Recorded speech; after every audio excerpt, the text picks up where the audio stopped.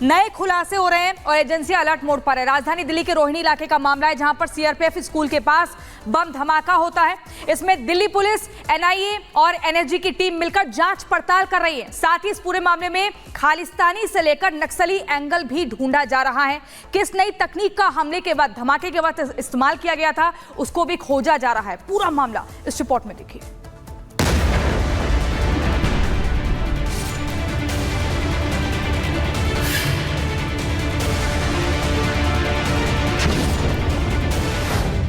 आतंक का टेलीग्राम, जांच में सामने आएगा नाम।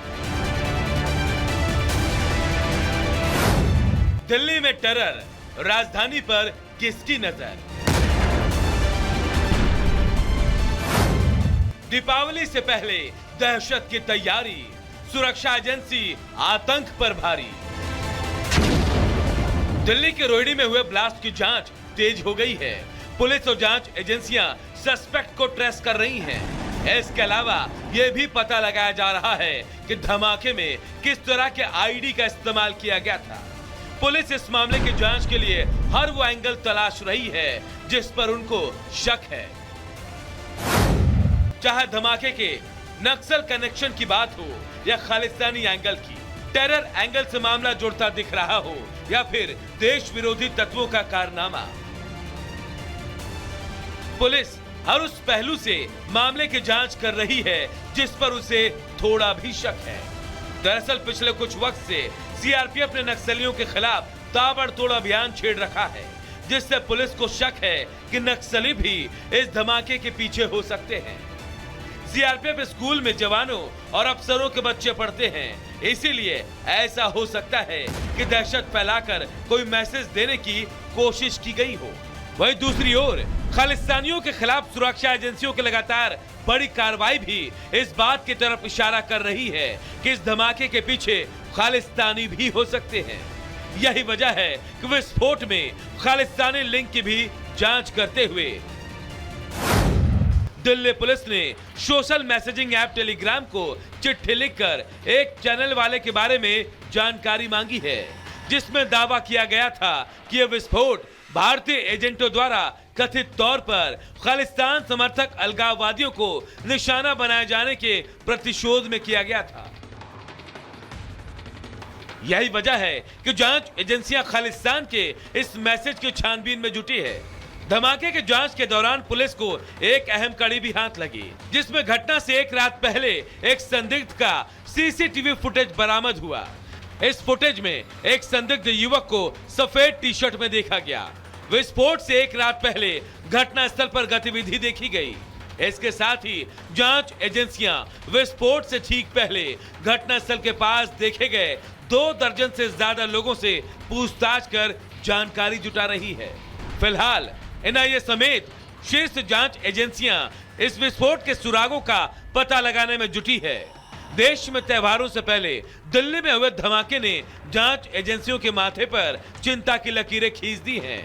पुलिस की कोशिश होगी कि जल्द से जल्द मामले के तह तक पहुंचकर दहशतगर्दों पर शिकंजा कसा जाए।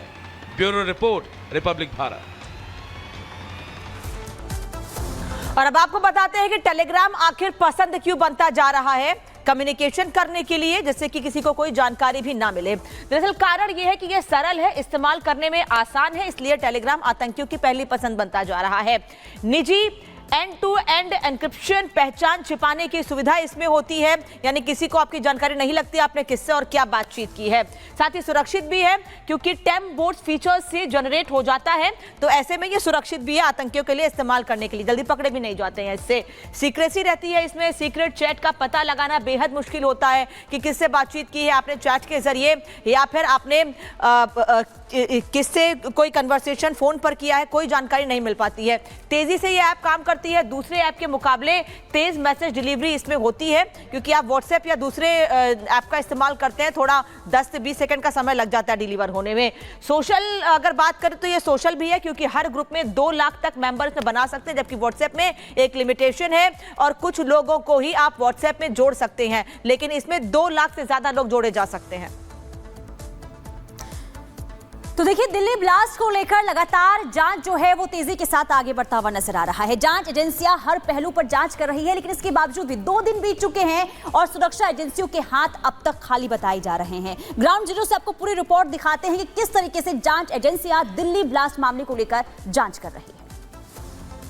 दिल्ली में रोहिणी स्थित सीआरपीएफ स्कूल की बाउंड्री में हुए ब्लास्ट को 2 दिन बीत चुके हैं, लेकिन सुरक्षा एजेंसियों के हाथ अभी भी खाली है। जांच एजेंसी अभी तक ये पता नहीं कर पाई कि आखिरकार इस ब्लास्ट के पीछे कौन सा मॉड्यूल है। हालांकि जानकारी यही दी जा रही है लगातार कि अलग अलग पहलुओं पर जांच एजेंसी इस पूरे मामले की जांच कर रही है।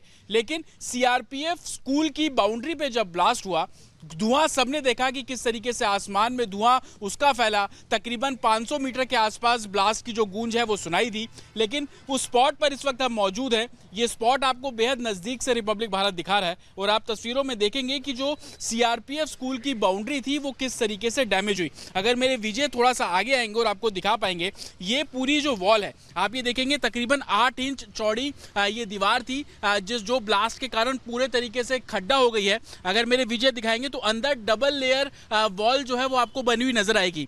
एक जो फ्रंट दीवार थी वो पूरे तरीके से इस ब्लास्ट से डैमेज हुई है, लेकिन अंदर जो काले रंग की आप एक और दीवार देख रहे हैं, क्योंकि सीआरपीएफ का स्कूल है, डबल लेयर बाउंड्री यहाँ पर है। दीवार भी अंदर एक दूसरी दीवार थी, लेकिन वो पूरे तरीके से सेफ रही, लेकिन फ्रंट में जो दीवार थी वो पूरे तरीके से डैमेज हुई है।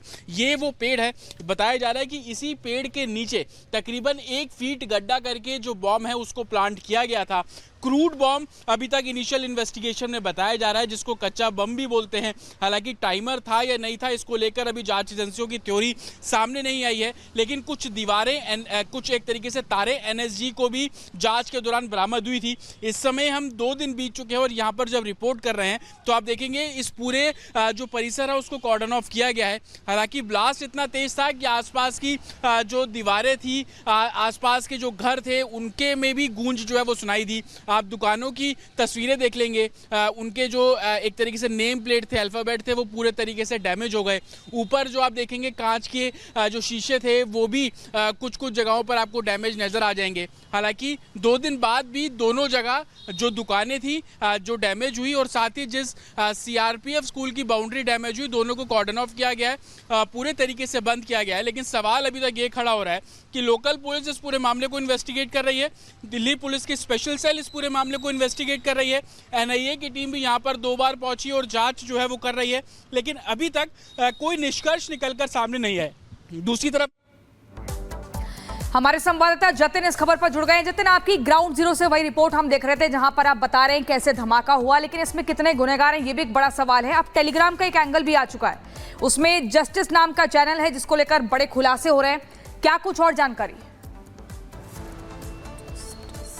आज बिल्कुल देखिए, जस्टिस नाम का जो चैनल था जिसके जरिए इस पूरे ब्लास्ट की जिम्मेदारी ली गई थी और तरह तरह की बातें की गई थी, अब उस चैनल को प्राइवेट कर दिया गया है। अगर आप अब टेलीग्राम पे जाकर उस चैनल को स्क्रॉल कर रहे हैं तो कोई भी जानकारी आपको अब नहीं मिल रही है। लेकिन इस केस में अभी तक अपडेट यही है कि कोई भी निष्कर्ष नहीं निकला है। किसने जिम्मेदारी ली, कितने लोग शामिल थे, कब प्लान किया गया, मंशा क्या थी, तमाम ऐसे सवाल है जो कि अभी भी जांच का विषय बन हुआ है। स्पॉट जल्दी से आपको दिखा दें कि दिल्ली पुलिस हो चाहे, क्योंकि ये सीआरपीएफ का स्कूल है तो सीआरपीएफ के ऑफिशियल्स भी यहाँ पर रहे, पूरा सिक्योरिटी का मेजरमेंट जो है वो लिया जा रहा है, आसपास के इलाके में पहुंच रहे हैं, दुकानें हैं उनका भी जायजा जो है वो लिया जा रहा है। इस तरीके की भी जानकारी मिल रही है कि सीआरपीएफ इंटरनल इंक्वायरी भी इस पूरे मामले में साफ तौर पर करवा रहा है, ताकि आने वाले दिनों में जो थ्रेट परसेप्शन है और कितनी तरीके की सिक्योरिटी जो है वो उसको किया जा सके, कितनी मुस्तैदी से किया जा सके। मैं आपको तस्वीरें दिखा दूं, ये देखिए सीआरपीएफ के ऑफिशियल। सर, इसी स्कूल में आप पढ़ाते हैं? सीआरपीएफ पढ़ाते नहीं है, ये बच्चा पढ़ता है मेरा इसमें, मैं पीटीए के साथ जुड़ा हुआ हूँ। अच्छा, तो क्या सर अभी माहौल क्या है? बच्चे पहुंच रहे हैं स्कूल में, आ रहे हैं? पहुंच रहे हैं, लेकिन कुछ संख्या में कमी आई है।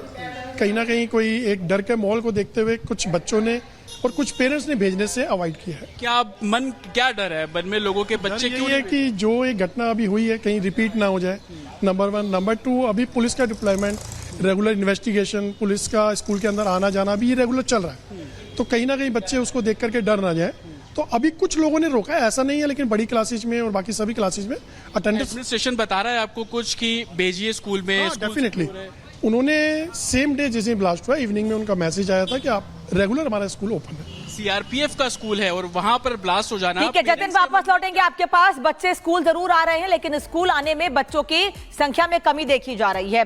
बढ़ते हैं आगे। बता दें कि मोदी सरकार ने नक्सलियों, उनके आतंक को खत्म करने के लिए जो बड़े कदम उठाए हैं उसका असर या तो दिख रहा है या आने वाले समय में दिखता नजर आ रहा है।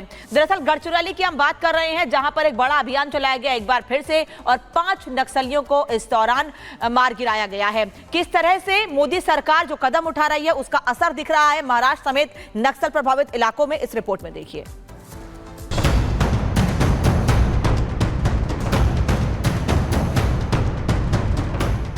सुरक्षा बलों की बड़ी तैयारी, लाल आतंक के खात्मे की बारी।